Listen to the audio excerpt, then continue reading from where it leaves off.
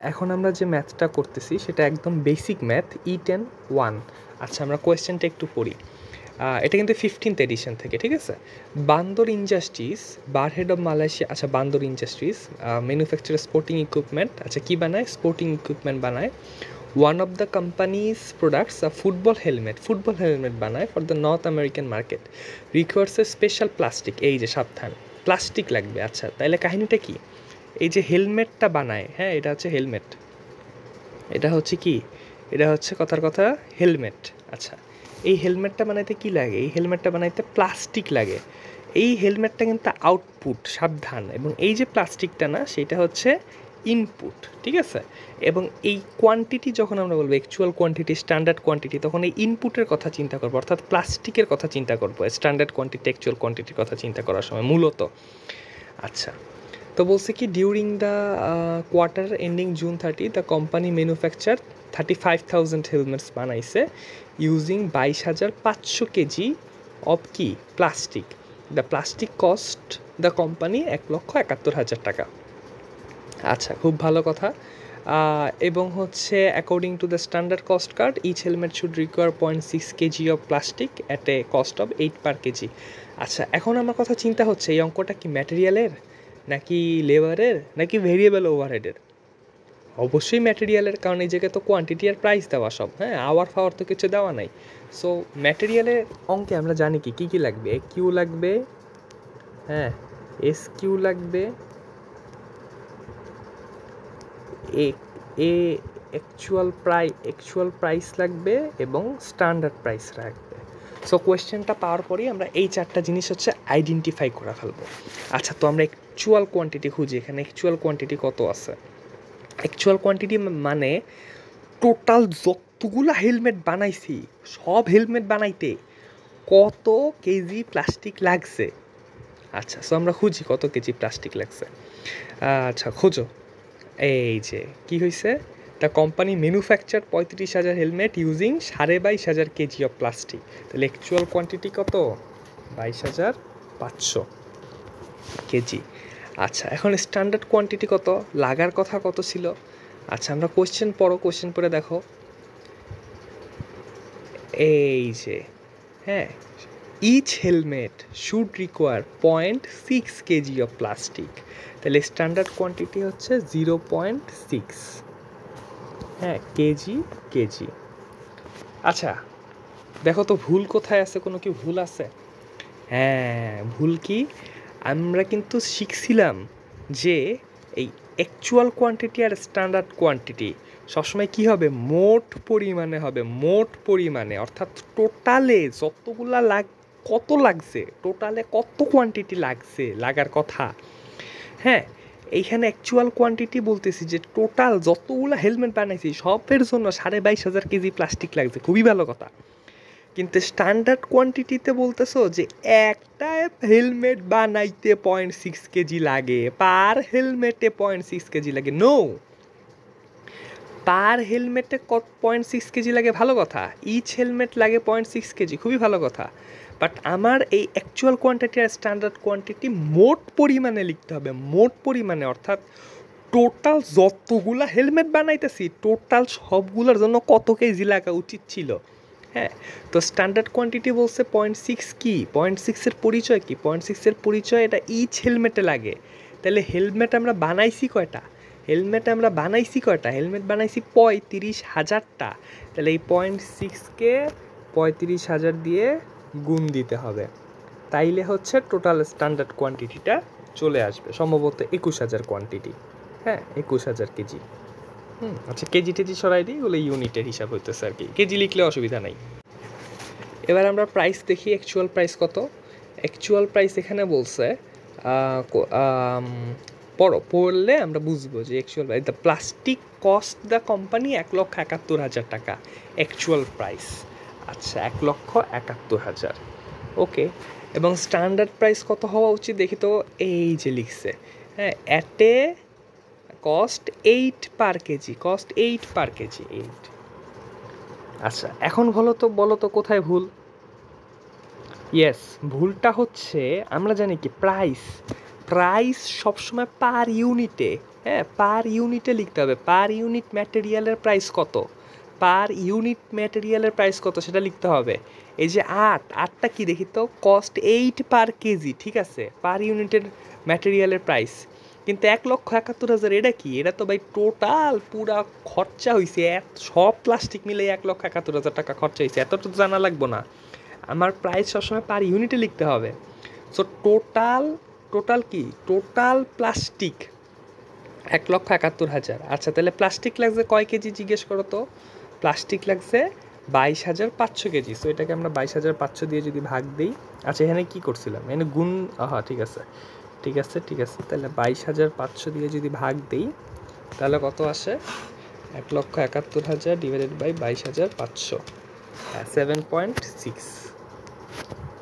আচ্ছা এই জায়গায় যে বিষয়টা হচ্ছে খেয়াল রাখতে হবে সেটা হচ্ছে এই 1,71,000কে, সাবধান, এই 1,71,000কে কত দিয়ে ভাগ দিবা, 35,000 দিয়ে তো ভাগ দিতে পারলাম, 22,500 দিয়ে কেন ভাগ দিলাম, জিজ্ঞেস করো, কোয়েশ্চেন করো, এই 1,71,000 কি, হোয়াট ইজ দিস।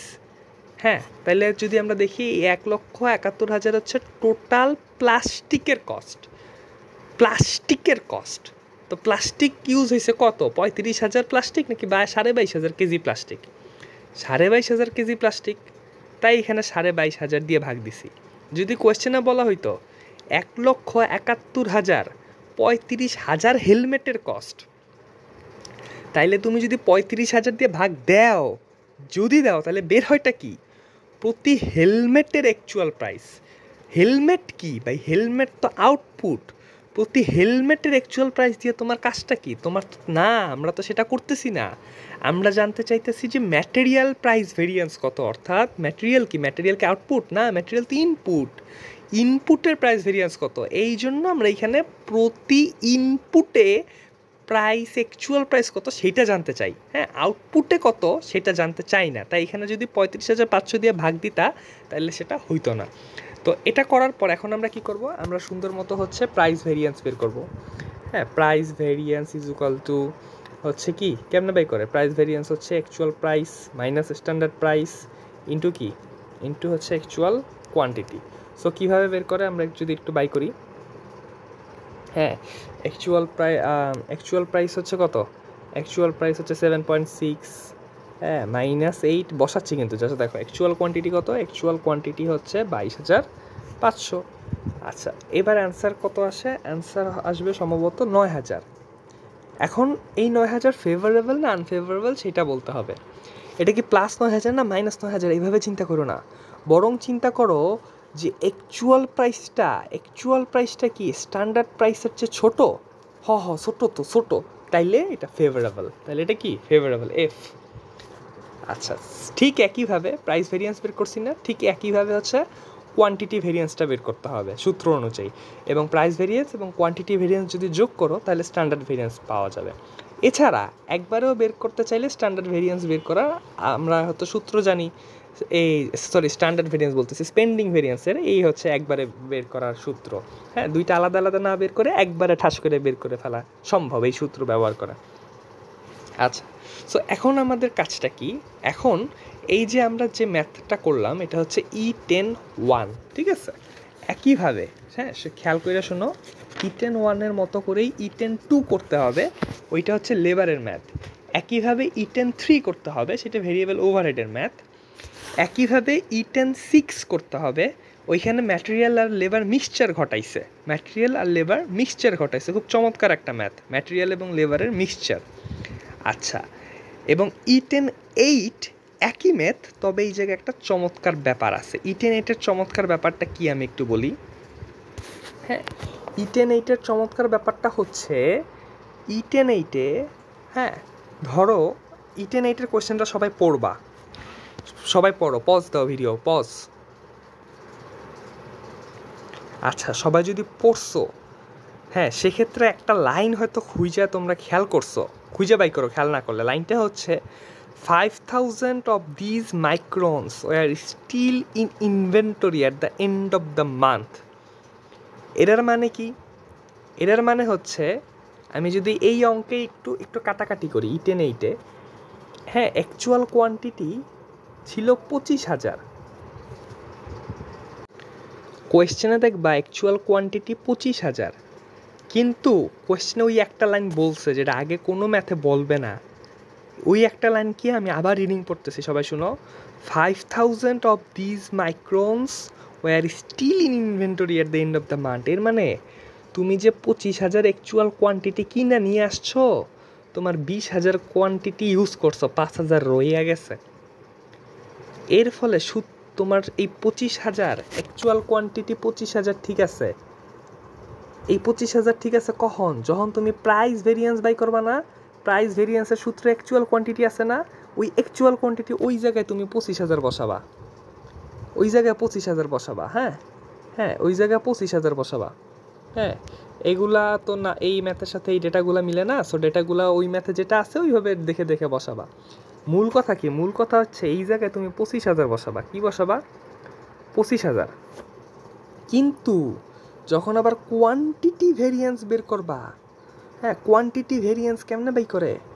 হ্যাঁ, কোয়ান্টিটি ভেরিয়েন্সের সূত্র কি? A Q minus S Q into S P.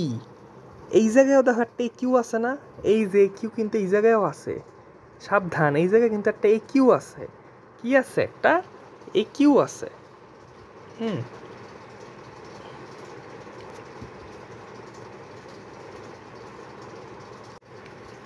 কি বললাম? কি আছে? এই কোয়ান্টিটি ভেরিয়েন্সের এই জায়গায় কিন্তু একটা এ কিউ আছে। এই প্রাইস ভেরিয়েন্সের এই জায়গাও কিন্তু একটা এ কিউ ছিল। প্রাইস ভেরিয়েন্সের এই জায়গাও একটা কি ছিল? এ কিউ ছিল। কাহিনী হচ্ছে এই জায়গায় এ কিউ তুমি 25,000 লিখছো, এই জায়গায় এ কিউ 25,000 লিখছো, কিন্তু কোয়ান্টিটি ভেরিয়েন্সের এ কিউতে 25,000 না লেখা, 25,000 না লেখা তুমি 20,000 লিখবা। 20,000 লিখবা এবং এস কিউ যে কোয়েশ্চেনে যেটা দেওয়া থাকবে ওই কোয়েশ্চেনে, স্ট্যান্ডার্ড প্রাইস যেটা দেওয়া থাকবে ওই কোয়েশ্চেনে সেটা বসাবা। কেন বললাম এই জায়গায় এ কিউ 20,000 লিখবা? কেন কেন? হ্যাঁ, লিখলেই বা কেন কেন লিখতেছি বা লিখা আসলে হইতেছে দাও কি একটু বোঝার চেষ্টা করি। E10 8-এ বলছে তুমি যখন হচ্ছে ম্যাটেরিয়াল কিনতে গেছো, হ্যাঁ, এগুলা E10 8-এর ইয়া না, তথ্য না। E10 8-এ যে তথ্যটা আছে সেই তথ্যগুলো তোমরা বসাই নিবা, কোয়েশ্চেন পড়া পড়া বসাবা। জাস্ট খেয়াল রাখার বিষয় হচ্ছে E10 8-এ বলছে যে ভাই আমার ধরো যে জিনিস আমি বানাইতে চাইতাছি, হ্যাঁ, কথার কথা ধরো আমি হচ্ছে ক্যালকুলেটর বানাইতেছি, কথার কথা, অ্যান্ড ক্যালকুলেটর বানাইতে আমার 25,000 প্লাস্টিক লাগবে, কথার কথা, যতগুলো আমি ক্যালকুলেটর বানাতে চাই সবগুলোর জন্য 25,000 প্লাস্টিক, 25,000 প্লাস্টিক আমার হচ্ছে আমি অ্যাকচুয়ালি কিনছি, অ্যাকচুয়াল কোয়ান্টিটি অ্যাকচুয়ালি কিনছি। হ্যাঁ, স্ট্যান্ডার্ড কোয়ান্টিটি হয়তো 18,000, কথার কথা। হ্যাঁ, কথার কথা যে আমার যে আমি যতগুলাই ক্যালকুলেটর বানাইতে চাই সবগুলার স্ট্যান্ডার্ড কোয়ান্টিটি হচ্ছে 18,000 প্লাস্টিক লাগবে। যত ক্যালকুলেটর বানাইতে চাই আমার 18,000 প্লাস্টিক লাগবে, কিন্তু আমার অ্যাকচুয়াল কোয়ান্টিটি আমি কেনার সময় কিনে লই আইছি 25,000। কিন্তু কোয়েশ্চেনে বইলা দিছে কি বলছে? 5,000 of this microns were still in inventory at the end of the month. অর্থাৎ লাগে নাই 5,000, 20,000 পর্যন্ত লাগছে। হ্যাঁ, এই জন্য প্রাইস ভেরিয়েন্সে অ্যাকচুয়াল কোয়ান্টিটি 25,000 বসাইতেছি। কেন? প্রাইস ভেরিয়েন্স মানে কি? প্রাইস ভেরিয়েন্স মানে আমি যখন কিনতে গেছি তখন অতিরিক্ত কত টাকায় কিনতে হয়েছে। সো আমি কিনছি তো 25,000-ই, তো 25,000টা অতিরিক্ত কত টাকায় কিনতে হয়েছে সেটা জানতে চাই না? কিনছি তো 25,000-ই, কিনছি কয়টা? কিনছি তো ভাই 25,000-ই, এই জন্য প্রাইস ভেরিয়েন্স 25,000-এর ক্ষেত্রেই আমরা বাই করতেছি। কিন্তু কোয়ান্টিটি মানে কি? কোয়ান্টিটি ভেরিয়েন্স মানে কি? কোয়ান্টিটি ভেরিয়েন্স মানে হচ্ছে আমরা যে কয়টা কোয়ান্টিটি লাগতো তার চেয়ে কতখানি বেশি বা কম ইউজ করতে হয়েছে জিনিসটা বানানোর জন্য। তো ভাই কোয়ান্টিটি তো আমি 20,000-এর মধ্যে সাভার করতে পারছি, ইউজ করা 25,000 পর্যন্ত যাইতে হয় নাই। এই জন্য কোয়ান্টিটি ভেরিয়েন্সে আমরা এই এ কিউ 20,000 রাখছি। সো দেখার বিষয় এইটা, একই ম্যাথে এ কিউ 25,000 আবার আরেক জায়গায় এ কিউ 20,000, এই আর কি। আচ্ছা, এবার হচ্ছে আরেকটা ইন্টারপ্রিটেশন আমরা কাজ করব। এবার হচ্ছে আমরা একটা ইন্টারপ্রিটেশন যাব। আমরা তো এতক্ষণ পর্যন্ত ম্যাথ করছি, তাই না? এখন আমরা একটু ইন্টারপ্রিটেশন দেখি। ইন্টারপ্রিটেশন কি? ইন্টারপ্রিটেশন মানে ম্যাথটা বোঝা যে কি হয়েছে। ধরো ম্যাথ করে আমরা দেখলাম প্রাইস ভেরিয়েন্স আশা করি এই পর্যন্ত সবাই ম্যাথ করতে পারো, এখন ম্যাথ করা শিখে গেছো, তারপরে ইন্টারপ্রিটেশনটা দেখতেছো। আচ্ছা, না হইলে পজ করে ইন্টারপ্রিটেশন এখনই দেখা লাগবে না, আগে আমরা ম্যাথগুলো শিখি, তারপর আবার রিজাম করে ভিডিও আমরা হচ্ছে ইন্টারপ্রিটেশন শিখব। প্রাইস ভেরিয়েন্স কি? কথার কথা অঙ্কটা কইরা প্রাইস ভেরিয়েন্স করলাম, আমার ফেভারেবল আসছে, এবং এবং হচ্ছে কোয়ান্টিটি ভেরিয়েন্স এটাও ফেভারেবল আসছে। এখন তোমাদের কাছে আমাদের কোশ্চেন, বলো তো কোম্পানির অবস্থা কি? কোম্পানির অবস্থা খুবই ভালো। কোম্পানি যে জিনিসটা প্রডিউস করতে চায় ওইটার ম্যাটেরিয়াল সে কম দামে কিনে নিয়ে আসতে পারছে, এবং যতগুলো ম্যাটেরিয়াল লাগার কথা তার চেয়েও কম ম্যাটেরিয়ালে সে সারতে পারছে। খুবই ভালো অবস্থা। একটা যদি আনফেভারেবল হয়ে যায়, ধরো কোয়ান্টিটি ভেরিয়েন্সটা আনফেভারেবল হয়েছে, এইটার মানে কি? এইটার মানে হচ্ছে প্রাইস ভেরিয়েন্স কমে আমি কিনে নিয়ে আসতে পারছি আমার ম্যাটেরিয়ালগুলা, কিন্তু কমে কিনলেও মানে কম দামে কিনলেও জিনিসটা বানাইতে কোয়ান্টিটি লাগে গেছে বেশি। এটা কেন লাগে গেল? এটার দুইটা কারণ থাকতে পারে। একটা হচ্ছে আমার হয়তো ম্যাটেরিয়ালের কোয়ালিটি খারাপ ছিল, কোয়ালিটি খারাপ থাকার কারণে কি হয়েছে, আমার ম্যাটেরিয়াল বেশি ওয়েস্ট হয়েছে, এই জন্য হয়তো আমার ম্যাটেরিয়াল বেশি লাগছে। অথবা আরেকটা কারণ থাকতে পারে, সেটা হচ্ছে আমার লেবাররা হয়তো আনস্কিল্ড বা আনএফিশিয়েন্ট, বিভিন্ন কারণে আনস্কিল্ড বা আনএফিশিয়েন্ট হইতে পারে। হয়তো তাদের উপর কাজের প্রেশার পড়ছে বেশি, অথবা তাদের ট্রেনিং দেওয়া হয় না, এই জন্য তারা নষ্ট করছে, ম্যাটেরিয়াল নষ্ট করছে, এই জন্য কোয়ান্টিটি ভেরিয়েন্স আনফেভারেবল হয়ে গেছে। কিন্তু এখন তো আমি জানি না যে আসলে এই দুইটার মধ্যে ঠিক কোন কারণটা সঠিক। ঠিক এই জন্যই এই একই ম্যাথে আমার আমার হচ্ছে রেট ভেরিয়েন্স এবং আওয়ার ভেরিয়েন্সও বের করতে হইতে পারে। এটা কি? এটা কিন্তু আবার সেই লেবারের অংশ।